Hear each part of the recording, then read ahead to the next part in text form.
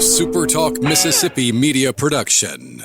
I'm Steve Azar, and I'm on the other side of the microphone, meaning I'm asking the questions this time, and oh, have mercy for the airwaves. I spent 20 years in Music City, wrote and made some hits, traveled the world, and then moved my family back to the birthplace of American music and where the magnolia trees prosper. And now every time I put my feet on Mississippi soil, when I'm off the road, well, I'm at peace. On this show, it's all about hearing the stories straight from the mouths of the friends I've made along the way, their journey to success. Heck, there might be someone on, I don't even know, but you know how us Mississippi types are. We tend to take well to new company. In a Mississippi Minute, all 60 of them. I'm Steve Azar. It's just like that muddy river, moving slow. Ain't no worries, it's how life goes, baby. In a Mississippi Minute. That's right. Hey folks, time for another In a Mississippi Minute. Steve Azar here. I need to work on a new intro, but I can't help it. This is what I do. It's just comfortable. I'm just trying to be as honest as I can be. So I appreciate you guys listening in as always, and Team SuperTalk for keeping me around into my 8th year now, heading into the end of it. It's amazing.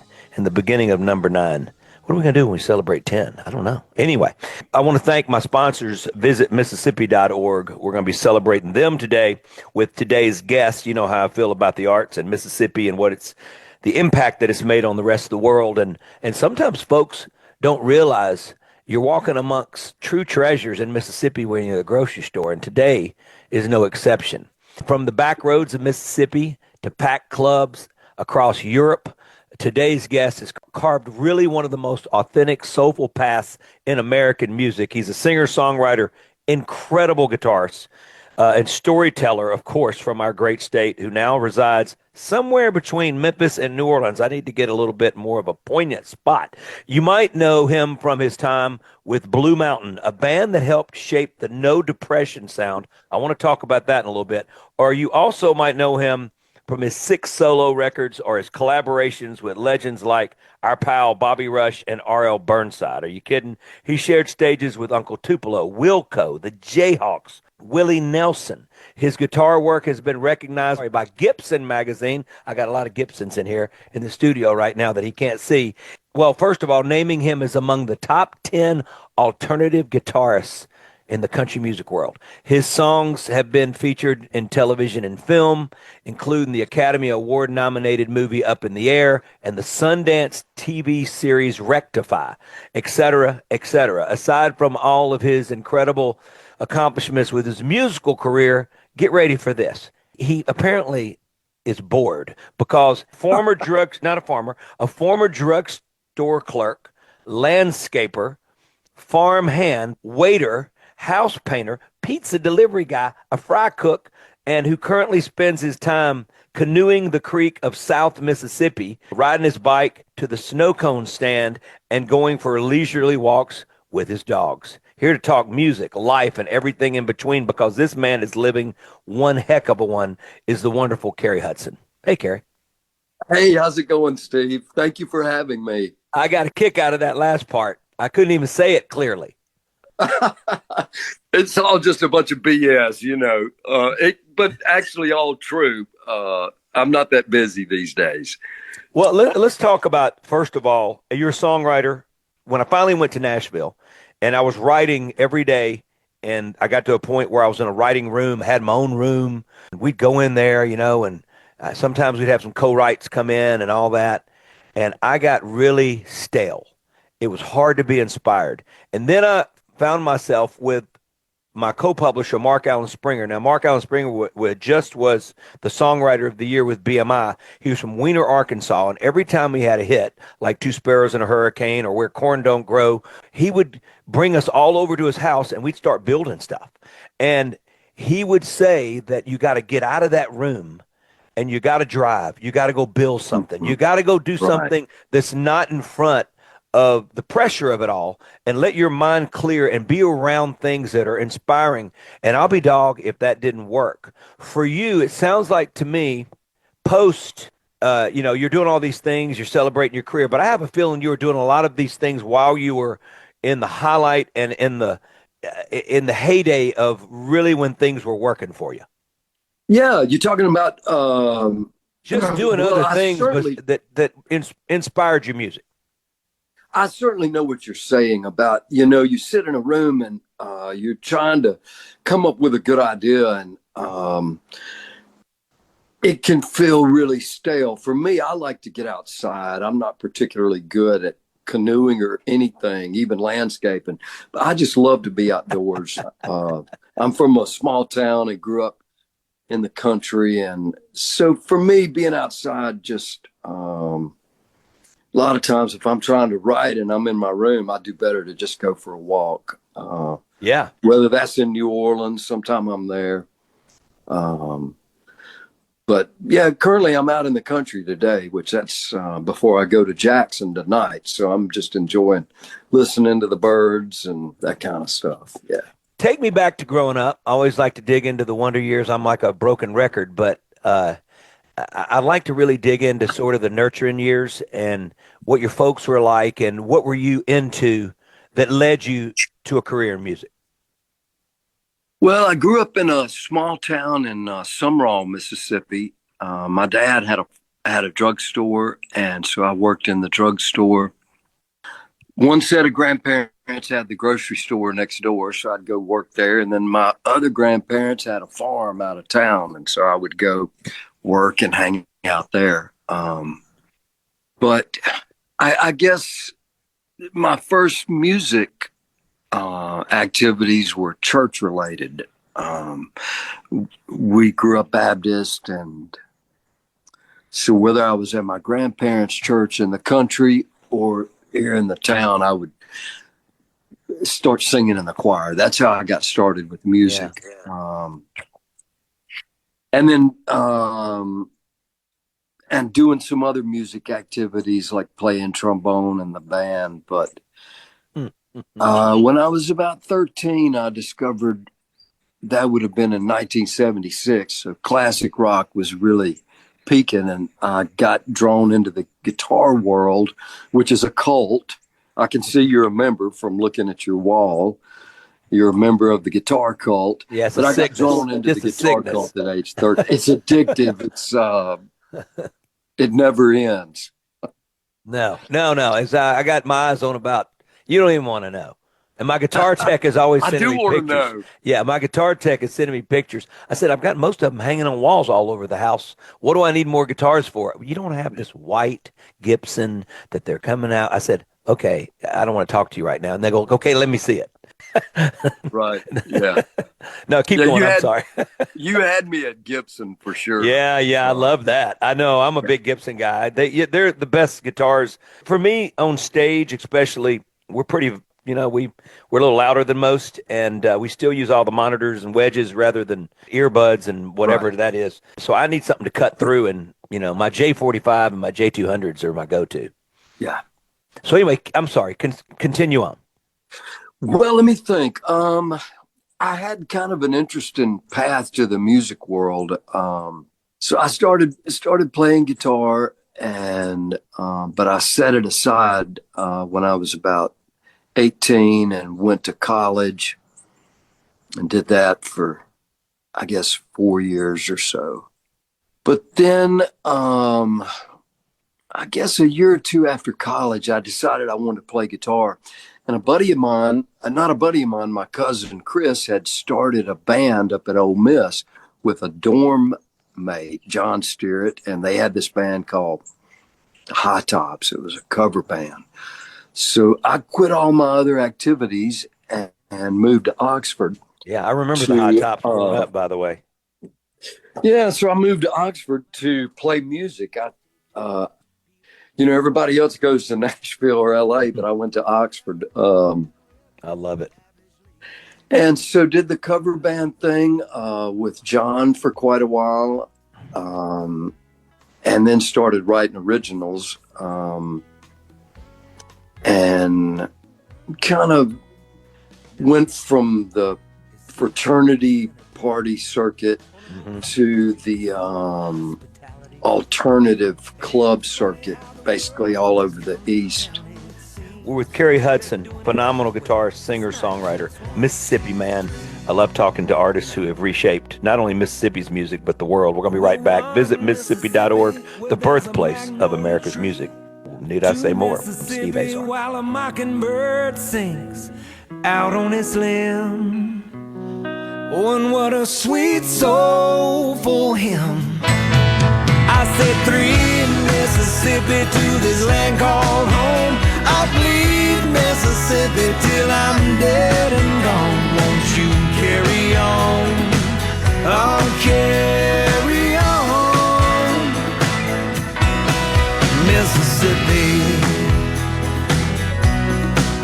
Mississippi.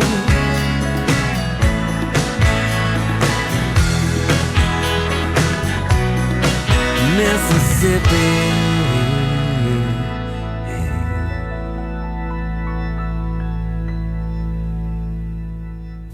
Nowadays, customers are searching online for the services they need. Are they looking at your business? Having a mobile-friendly website can really help you win new customers. Let SuperTalk Mississippi Media create a great-looking and very affordable website for your business. Plus, studies suggest that a well-written radio ad can lead to a 20% lift in traffic to your website. Just call SuperTalk Mississippi Media today at 601-991-2305 or go to stmmdigital.com. At Fillmore Buick GM, right here on SuperTalk Mississippi.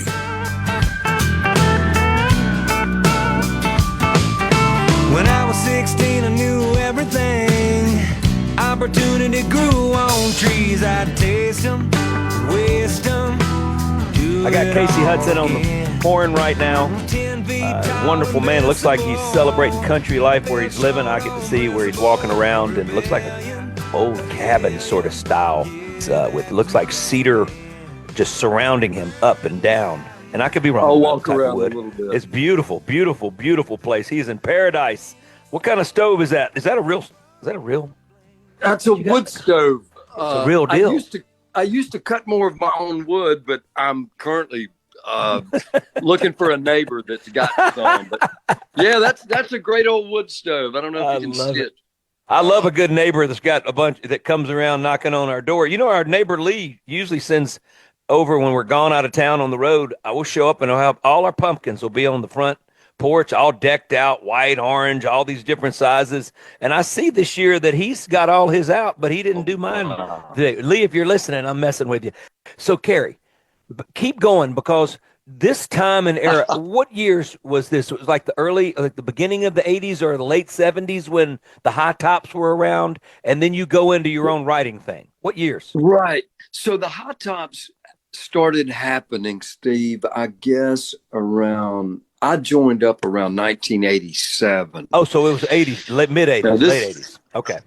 Now this is kind of a guess, but so we were a band that was we'd play a lot of fraternity parties and college bars, and we were a cover band. We'd play stuff like REM and the Replacements and the Smiths and the Cure, and that was really, really fun, and it was lucrative.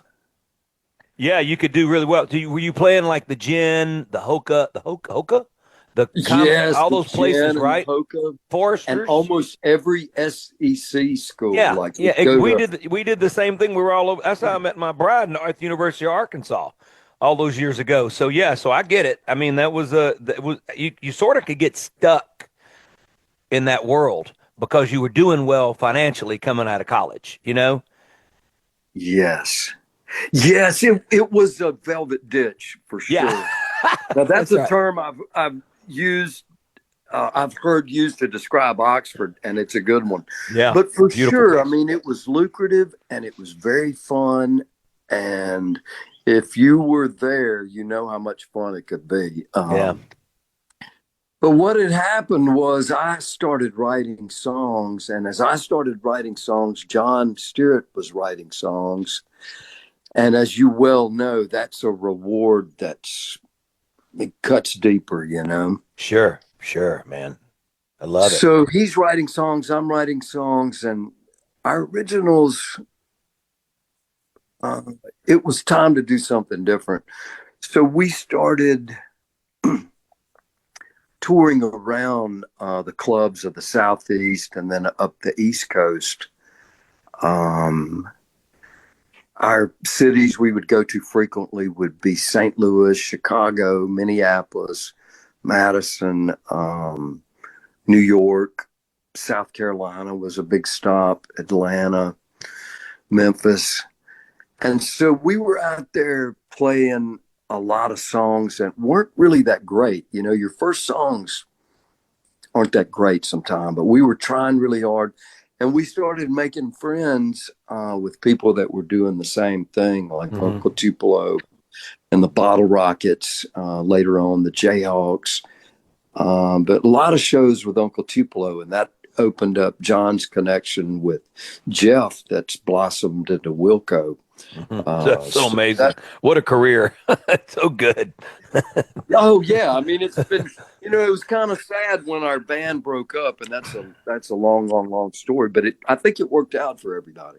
So this love affair for writing songs never creeps into your being until you're after college? You never did any messing around with just writing poems or doing anything like that when you were a kid? You looking back? Yeah, I did. Always. Okay. But it never occurred to me that it would be something that I would pursue as a life's path until I was after done with college, and I had to decide what to do next. And how'd your folks see all this? When you, I mean, I have a feeling your folks dug it. I could be wrong, but there's something about you that just talking to you, there's a calm about you. And I feel like that your folks probably said, go do it. But. Yeah, they were very encouraging. They were surprised at first because, but they were very encouraging. And at the same time, you know, if you got to do something, you got to do it, whether everybody else understands it or not. Sure. Or you just slide into the path with everybody else and do something that makes more sense on paper. But yeah, they were encouraging, and I was able to, it was just, you know, it was just amazing the feeling of writing songs and you're expressing yourself. And then when you finally get a good song and when you see somebody singing along with it, you're like, wow, this is something I can do that helps people and it helps me. Hey, what's the depression deal? What are they talking about musically? I read this, and that's why it's in the intro. No depression sound. Is that something that... No Depression was a magazine.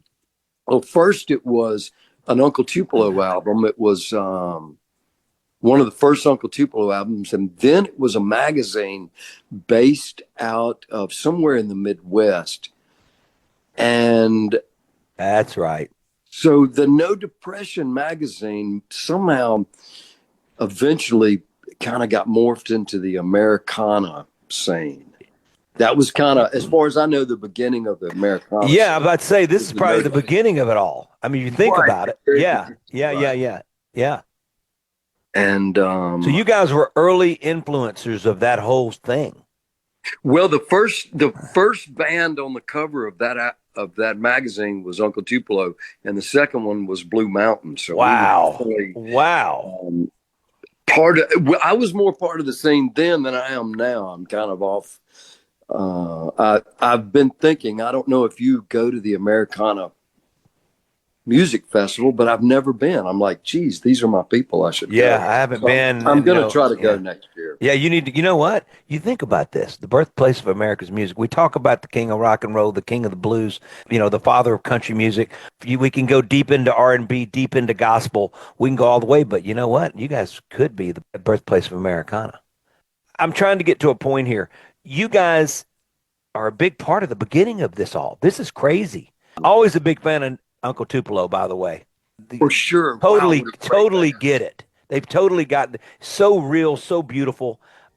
Great things I've heard about them. I've talked to them a couple of times in the past. They haven't been on my show, but friends like Barry Bays who played with them, and Yeah. we're with Casey Hudson. We have to go to our commercial so we can keep hanging out and spending time with folks like Kerry. Kerry is, I'm now going to uncover, is he the founder of Americana? He's got to be in the top 5. We'll be right back. Visit Mississippi.org on steroids. Check it out, plan a road trip. And wherever the heck Kerry is right now, that's where I think I'd like to be. Maybe he'll tell us and spill the beans. We'll be right back. I'm Steve Azar. I don't jump the fences, no. I keep doing it right. I saw the light. Sun came up in the middle of the night. Been doing it wrong for so long. I sure ought to know what it finally feels like to be doing it, doing it, doing it. Doing it right. I saw the light. Sun came up in the middle of the night. Been doing it wrong for so long. I sure ought to know what it finally feels like. I sure ought to know what it finally feels like. I sure ought to know what it finally feels like to be doing it, doing it, doing it. I'm doing it right. I'm still trying to find my way. Up to $20,000 available for first-time home buyers. Hey folks, Steve Azar here. Helping is the heart of our friends at Guarantee Bank. They offer programs like the Home Buyer Equity Leverage Partnership Grant that can assist qualified first-time home buyers with up to $20,000 towards down payment and provide home ownership counseling to empower you on your journey. These funds are first come, first served. Learn more about this program and to apply now, go to gbtonline.com. Guarantee Bank, member FDIC.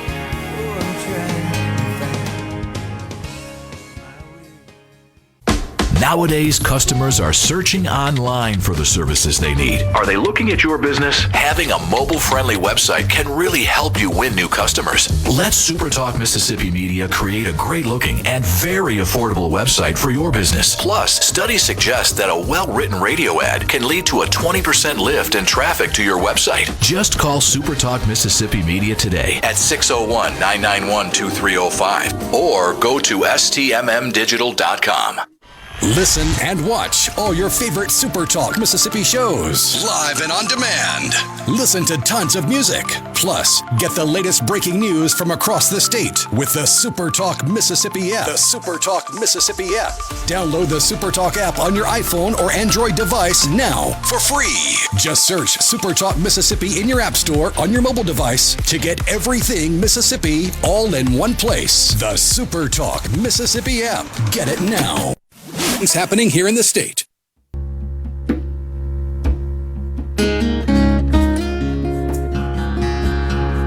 In a Mississippi Minute with Steve Azar, right here on SuperTalk Mississippi.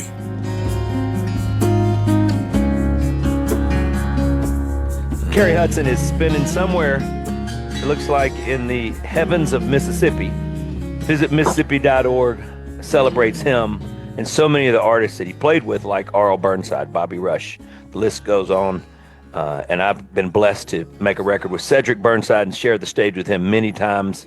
And I am a believer in the heart and soul and beauty of everything of Cedric Burnside, I can tell you. And I'm sure today's guests, Kerry Hudson and Cedric, have spent some time together. Visit Mississippi.org, plan a road trip. Hey, so Kerry, we got to talk about this No Depression era. And Americana was something that wasn't around. Now, I know rockabilly, Billy Burnett and his was his dad and uncle. That was a different thing. And I know Americana now is a lot of different genres that have no place in a perfect system, right? Genre system. But to me, your time was a very unique time when you guys sort of stumbled across this. Yeah, I think my path to it, Steve, was we were really, I mentioned some of the bands that we were covering, like The Cure and The Replacements and REM, and we were really into that sound. Almost kind of a post-punk sound, but what had happened was Laurie, my partner from Blue Mountain and my wife for 10 years, we left in a cloud of scandal and moved to Los Angeles in probably 1989. Everything packed into a little Honda Civic. And while we were living in Los Angeles for just a little over a year, I started to get homesick. We only went home once. And I started to get a little bit obsessed with Mississippi. It was the first time I'd been away from it, and the South, and I appreciated it, I think, for the first time. I remember I had a road map of Mississippi on my wall of the apartment in Los Angeles, and that's how we came up with the name Blue Mountain. We were looking at the map one day, and I was like, looking for Oxford on the map, and I was like, oh, what a cool name. But that was my path to Americana, was kind of combining all the classic rock and then all of the alternative music that I'd learned in the cover band with this feeling of being into Mississippi and the blues and Jimmy Rogers that I learned from my grandpa. And so after about a year in Los Angeles, we came back to Mississippi, and that's at that point that I felt like we kind of melded the music of Mississippi, which is a big music. It encompasses everything from Jimmy Rogers to Muddy Waters to, it's black and white. It's a lot of cultures. It really is. And I was just going to say, it's hard to find your identity because it's so vast.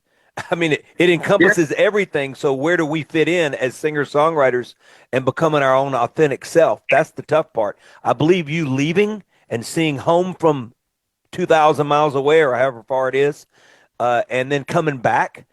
I went to Nashville for 20 years. I came back. Everything was so vivid and clear. And I just love hearing the story because I feel like you and I probably spent a lot of the same pathways. And it's just interesting to hear you say that. But you come back. How inspired are you? And how easy is the pen doing the work for you? Well, at that time, when we came back from Los Angeles, we were kind of on a mission. And so we started writing all these songs, and our first manager was Tony Margarita, that was managing Uncle Tupelo. So he got us the record deal with the company in New York, and a lot of other fun stuff was happening. It was a great time to be in Oxford. R.L. Burnside and Junior were out at the Juke Joint, just 30 miles away. We were already going to Marshall County because you couldn't buy cold beer in Oxford on Sundays. Junior had opened his Juke Joint on Sundays, every Sunday. So we were like, man, we might as well go drink beer there. And just kind of fell into that scene before it had been recorded by Fat Possum, right about the time they were finding it. Wow. It was an amazing time to be in Oxford. A lot of musicians. JoJo Herman lived there at the time. He was in a band, and lots of bands came through. Yeah, great time. Wow. I'm going to read something. So Lisa Hine is a friend of ours. She was married to Mike Miller from REM. She just sent me a thing saying, Darius. So Darius, it says Darius Rucker's new supergroup with members of REM, the Black Crowes announced tour. So he's going to go out and do that now. I was wondering if it was Mike. I think it is Mike. Mike's one of the, Mike Mills, Darius Rucker, Steve Gorman are the new group known as the Howl. What does that say? Howl, Owl, Howl. Howl, Owl, Howl. Is that crazy? How do you spell it? HOWL, OWL, Interesting. I gotta ask Darius about that. That's he always comes up with these things, he just wants it's funny. He's got a vast group of folks that are around him from all music genres. He's been like a magnet to so many of us. He's a good guy, really, really good guy. And I'm really close to the other three bandmates, especially Sony, the drummer, and Dean and Mark and I spend a lot of time on the golf courses, and we help each other with our charity events and all that. But Darius is a special guy, but that's interesting to know. Mike Mills had probably played. Well, I mean, think about it. When this time and you come back, well, do you come back home? Is REM done? Are they done playing, or is it? Where are we? No, they were definitely still at it. Okay. I think they were still at it. It was kind of crazy. Once we started touring, it got so busy for about 10 years. I was just living in Blue Mountain world in that whole. Mm-hmm. I think I missed a lot of the other stuff that was going on, but there was a lot happening. Yeah, that was such an incredible time and to be a also songwriter artist. I got to play with. In that time period, I slowly kind of ended up playing some shows with RL. It's interesting you brought up Cedric. Where I know Cedric from is when there evolved a situation where when Kenny Brown couldn't make a show because he was already booked, they would call me to come take his place with RL. So I went on the road about 5 tours with RL, little short tours. And Cedric would be the drummer. Was Cedric like a kid, 13, 14, 15? Well, he was older than that because I remember we went to a bar in Chattanooga, and that's when I discovered we share the same birth date, August 26th. Wow. He got carded. I didn't get carded, but I think we're 12 years apart. Okay. But he got carded at the bar, and yeah. But hey, what was playing with RL like? I mean, just from a perspective of being on stage. Well, he was always fun to be around. He had a one-liner for every situation. I was under the impression that we were going to rehearse because one of the first places we played was up in Portland to 1,000 people. I always thought we were going to rehearse, but the rehearsal never happened. And so when we're on stage, sometimes when RL realized I had got the groove, he would just kind of do his own thing. It was very loose. It was very loose. I'm really happy I got to go to the juke joint a lot of times. And because you were preparing yourself for the looseness. I mean, like, right when you were in front of real crowd, they were always real. One person's real. Juke joint crowds to me are the most real. But I didn't mean the word real as much as I meant like the higher paid a lot of people gigs. I love it.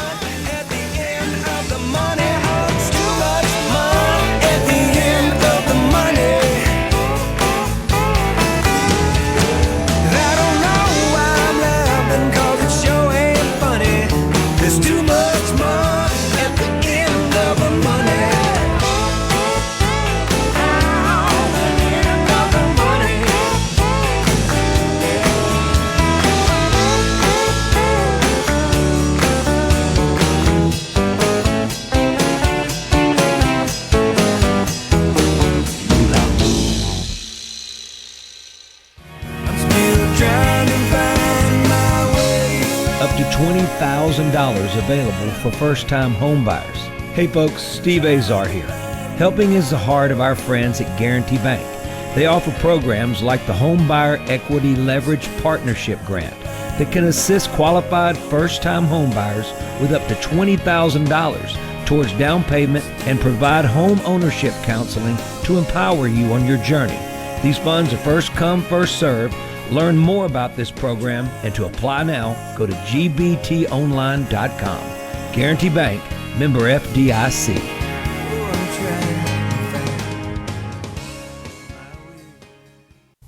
Nowadays, customers are searching online for the services they need. Are they looking at your business? Having a mobile-friendly website can really help you win new customers. Let SuperTalk Mississippi Media create a great-looking and very affordable website for your business. Plus, studies suggest that a well-written radio ad can lead to a 20% lift in traffic to your website. Just call SuperTalk Mississippi Media today at 601-991-2305 or go to ST. Rogers Dev Chevrolet.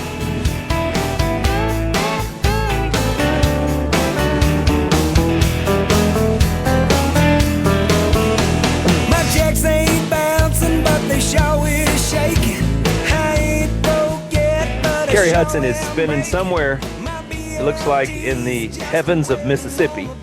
Visit Mississippi.org, celebrates him and so many of the artists that he played with, like Arl Burnside, Bobby Rush.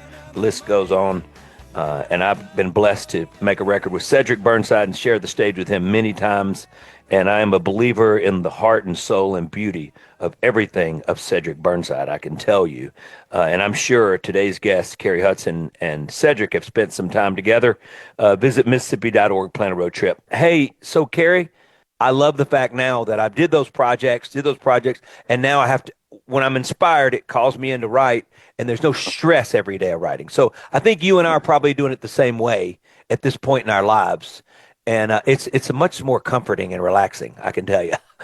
It is, but at the same time, that pressure to write and to create a body of work, and you have to write a lot of bad songs. Woo, you ain't lying. A few, at least I do. Oh, I have stacks of them. I don't want to know. I don't want you to know. Going through that process was necessary as well. It's just, to me, I'm going to be 63 next year. So, you should have that hustle as a young man, and you should know how to relax as a grown up. Is the way I see it. But I feel so fortunate I get to do work that I love, and still passionate about songwriting. Just, it's not that I don't feel the drive. It's just, no, I get it. You get it. You're not having, we were at a certain point in our lives where it was religious at some point of just, you're going in, you're writing. I don't want to use the word religious in just a loose way, but it was sort of like that. We were very committed. Committed, for sure. And you needed to be. You kind of get better and go through the process. And then you get to the point where we just wait on inspiration now, and it's a beautiful thing. But you got the toolkit together. Yeah. Exactly. You got the toolkit, and you maybe learn how to, I hate to say it, but I save every idea, but sometimes I can see the dead end streets a little bit sooner. I'm like, okay, well, this is pretentious. So this isn't real. I'm just going to. It's funny how you go in to write a song, and then it's going nowhere, but it leads you to something that does go somewhere. And you do have to know when to let go and, make the turn and go to the other guy. And and sometimes that took me a long time to realize, quit pounding on something that's not going to work. I would just do it, and it was just wasting time. Eventually, I realized the difference in the two as well. And but that just comes from I think you have to as a songwriter, don't you think you have to sort of go through all those exercises to get there, to get to the point of. Yes, for sure. That's the process. And if it was easy, everybody would do it. Yeah. And then it's interesting, the process took, at some point leads you back home. I tell you who was an inspiration for me, even though I've never had a chance to hang out and smoke with him, is Willie Nelson. Willie found himself when he went back to Texas. Yeah. And, guys telling you not to write about Mississippi. Yeah. But we can be proud of Mississippi like Willie's proud of Texas. Doesn't mean we think everything's perfect, but I'm very Mississippi proud. I know you are. And you're part of the fabric of what's made our music what it is. And now you've got me curious. I got to go do some investigating on the history of Americana. You may be the poster child. This is insane. Well, I would never say that. No, I know. Hey, I get to have fun and say whatever I want right now. It's my show. You're right. But seriously, the time you talk about this time, and that was pivotal in what Americana is today. It's pretty cool. We're going to have to talk to Marty Stewart about this. He's a historian. He can help us figure out where it all began and where the origin was. But I tell you what, you're definitely part of the beginning, and that's so cool. And I know your buddy with Wilco and all that, watching their success and everything. And that's a phenomenal band. I'm a fan. Yeah, me too. I need to go. I haven't seen them in a few years, but I'm a huge fan of their music. I remember the first time I heard their song, Jesus, Etc. I was in a bar, and it was so different from what Uncle Tupelo had done. I was like, what is this? I love it. It's got the strings. It's got the cool, sounds like a whirly keyboard. Mm-hmm. Beautiful. And Beautiful. it turned out to be Wilco, and I was like, geez, I really loved this. Yeah. Wow. Well, a Mississippi Minute is with two Mississippi boys who make music goes by pretty fast. I think our time is up. I hate it. But you and I will maybe get together and spend some time off the air, which would be wonderful. I'd love to, Steve. You're a blessing to our state, man. I'm so glad to finally meet you, and I can't believe it takes this long for Mississippi guys who like Gibson guitars to meet. That's ridiculous. It's ridiculous. I'll look forward to meeting in person, man. You got it. Blessings to you, and keep it rolling, and thanks for all you do in the name of the arts for Mississippi. You got it, Steve. Thank you. Casey Hudson's my guest. Check him out online everywhere you love listening to great music. Visit Mississippi.org, the birthplace of it all. I'm going to do research right now on Casey and see if he's the founder and creator and the beginning of Americana. I'm Steve Azar. Have a great weekend later on. I'm Steve Azar. In a Mississippi Minute, all 60 of them, where you can take your sweet time.